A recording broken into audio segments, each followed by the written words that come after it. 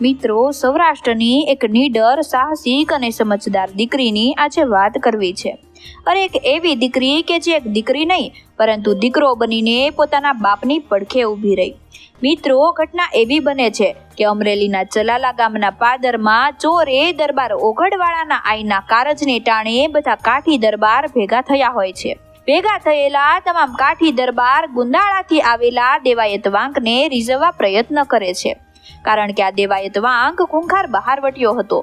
અરે દેવાયત વાંક જેનો દુશ્મન બને ને એનું ગામડું માત્ર 3 દિવસમાં ભાંગી જાય.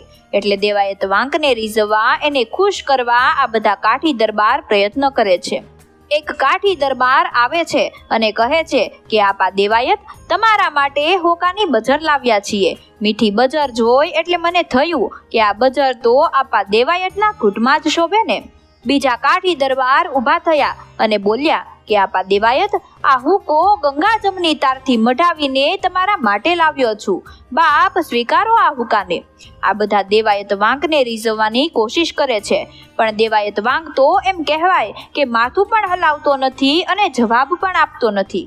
બધા એક પછી એક દેવાયત વાંકને રીઝવવાની કોશિશ કરે છે અને એમાં એમ કહેવાય કે થાંભલાના ટેકે અમરેલીના લાખપાદરનો કાઠી ગરાશિયો, લાખપાદરનો ધણી બેઠો હોય છે અને એનું નામ છે લાખાવાળા. બધા કાઠી દરબાર દેવાયત વાંકને રીઝવે છે અને એ લાખાવાળાને નથી ગમતું અને મોઢામાંથી શબ્દો નીકળી ગયા કે ભાઈ, આપણા કાઠીઓમાં પણ આવું કાઠી ચટાપણું આવી ગયું. અરે રાય હોય કે રંગ, કાઠી કાઠી તો સરખા હોય. અરે તમે બધા આપા દેવાયતની આવી ભાટાયું કરવા લાગ્યા તો આપો દેવાયત છે કોણ? પછી તો એમ કહેવાય કે કહુંબાની અંજલી લેવા આપા દેવાયતે હાથ લાંબો કર્યો. ત્યાં લાખાવાળા બોલ્યા કે આવો આવો આપા દેવાયત, કાઠીઓની ભાટાયું ઝીલવાવાળા, કાઠી પાસે ભાટાયું કરાવવાવાળા. એટલે આપા દેવાયતના કાને આ શબ્દો પડતા જ એમ કીધું કે આ કોણ બોલે છે? પાસે આવો અને વાત કરો તો સમજાય. સાહેબ, ત્યારે એમ કહેવાય કે લાખાવાળા આગળ ગયા અને કહ્યું કે હું બોલ્યો, લાખાપાદરનો ધણી લાખાવાળો. અરે આપા દેવાયત, ક્યારના તમે કાઠીઓની ભાટાયું ઝીલો છો, ક્યારના આ કાઠીઓ તમને ભાટાયું કરે છે, એ મને નથી ગમતું. અરે આપા દેવાયત વાંક, જો તારામાં ત્રેવડ હોય ને તો મારું લાખાપાદર ભાંગવા આવજે. અરે સાચા વેણ કીધા વગરનો હું આજ સુધી રહી શક્યો નથી. તારામાં જો ત્રેવડ હોય ને તો મારું લાખાપાદર ભાંગવા આવજે. ત્યારે એમ કહેવાય કે દેવાયત વાંકે હાથમાં જે કહુંબાની અંજલી લીધી હતી ને એ ઢોળી નાખી અને ઊભા થઈને કીધું કે લાખાવાળા, હવે તારા લાખાપાદરની ફરતે ગઢ ચણાવજે. કારણ કે હવે જો તારા લાખાપાદરની માથે મીઠાના હળ નો હાકું ને તો હું દેવાયત વાંક નહીં હો. સાહેબ, આટલું બોલીને દેવાયત વાંક તો ઊભા થઈને જતા રહ્યા.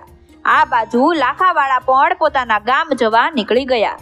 પરંતુ કાઠી ડાયરો એમ કહેવા લાગ્યો કે અરે, લાખાવાળાએ તો દેવાયત વાંક જેવાનું વેર કરીને ભારે કરી. પછી તો લાખાવાળાએ જઈને પોતાના ભાઈઓને વાત કરી કે હું દેવાયત વાંક સાથે વેર બાંધીને આવ્યો છું. કાઠીઓ એની ભાટાયું કરતા હતા, એ મારાથી સહન ના થયું એટલે મારાથી 2 વસમાં વેણ બોલાઈ ગયા. એટલે દેવાયત વાંક રીસાઈને ચાલ્યો ગયો અને એમ કીધું કે ગઢ ચણાવજે. પણ મેં એમ કીધું કે હું તો એક નાનકડા પાદરનો ધણી છું, ગઢ ક્યાંથી ચણાવું? પરંતુ શેલ નદીને કાંઠે હું પાણીનો લોટો ભરીને તારું સામૈયું કરવા ઊભો રહીશ, એમ કહીને હું આવ્યો છું. એટલે આમ લાખાવાળા આ બધી વાત ભાઈઓને કરે છે. એટલે ભાઈઓને પણ એમ થયું કે ભારે કરી દેવાયત વાંક જેવાનું વેર વાળ્યું. પછી તો ધીમે ધીમે સમય વીતતો ગયો અને આ વાતને 8 મહિના થઈ ગયા. લાખાવાળા તો એમ કહેવાય કે બહાર જવાનું થાય તો પણ ક્યાંય રાત રોકાતા નથી. સાંજનું ટાણું થાય એટલે ઘરે આવી જાય. કારણ કે એને એમ થાય છે કે દેવાયત વાંક આવે અને જો હું ના હોઉં તો એનું સામૈયું અધૂરું કહેવાય. સાહેબ, આ વાતને 8 મહિના વીતી ગયા. એટલે લાખાવાળાને એમ થયું કે હવે દેવાયત વેર ભૂલી ગયો લાગે છે અને ક્યાં તો મારાથી ડરી ગયો લાગે છે. બાકી હવે દેવાયત વાંક આવશે નહીં. એટલે પોતે એક દિવસ ગોડલી લઈને ચલાલા પોતાના ભત્રીજાને અને ઓગડવાળાને કંઈક વાંધો પડ્યો હોય એનું સમાધાન કરાવવા જાય છે. એમ કહેવાય કે ત્યારે ઓગડવાળા આગ્રહ કરે છે કે આપા લાખા, આજની રાત રોકાઈ જાવ. અરે હવે તો 8 મહિના થઈ ગયા, હવે તો દેવાયત ભૂલી ગયો હશે. લાખાવાળા રાત રોકાઈ જાય છે. અને મિત્રો, કુદરતને કરવું હશે ને ઘટના બને છે કે દેવાયત વાંક તે દિવસે લાખા પાદર પર ત્રાટકે છે. પોતાના ભેરુને કીધું કે આપણે ગામની વસ્તીને લૂંટીને ગામના પાદરે વડ નીચે ભેગું થવાનું છે. લાખા પાદર તો લૂંટાવા લાગ્યું અને એમાં આપા દેવાયત લાખાવાળાના ફળિયામાં આવીને હાકલ કરે છે કે હે કાઠી, તે દિવસે તો બહુ મર્દાનગીના વેણ બોલતો હતો અને આજે ઓરડામાં સંતાઈ ગયો.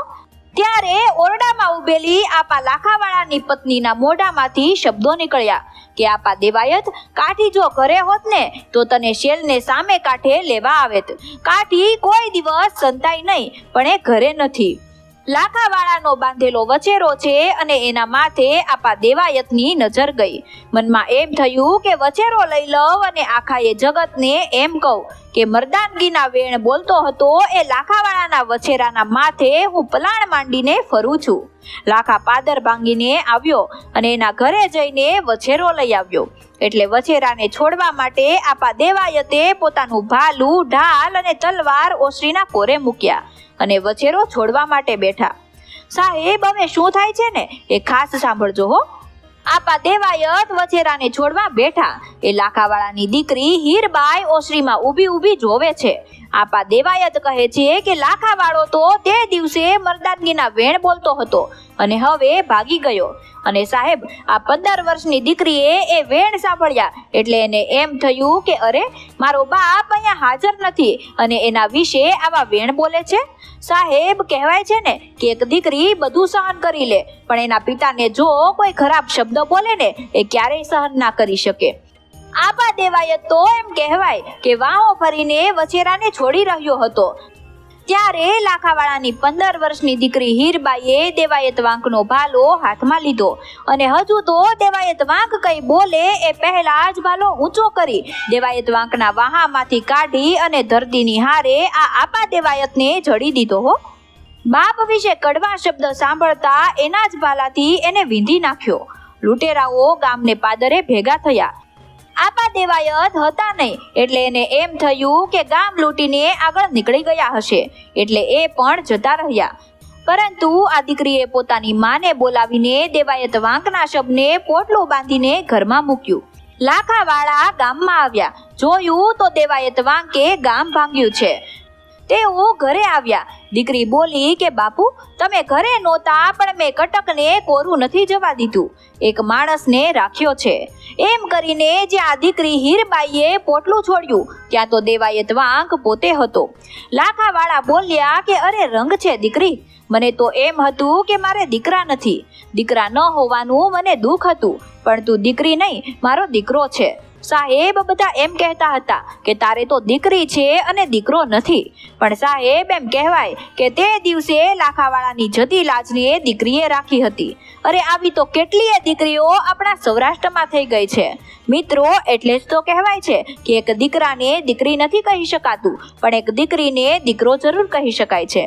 તો મિત્રો, તમને અમારો વિડીયો પસંદ આવ્યો હોય તો વિડીયોને લાઈક કરો અને વધુમાં વધુ શેર કરો તથા અવનવા આવા જ વિડીયો જોતા રહેવા માટે અમારી ચેનલને ફોલો તથા સબસ્ક્રાઇબ કરવાનું ના ભૂલતા. ધન્યવાદ.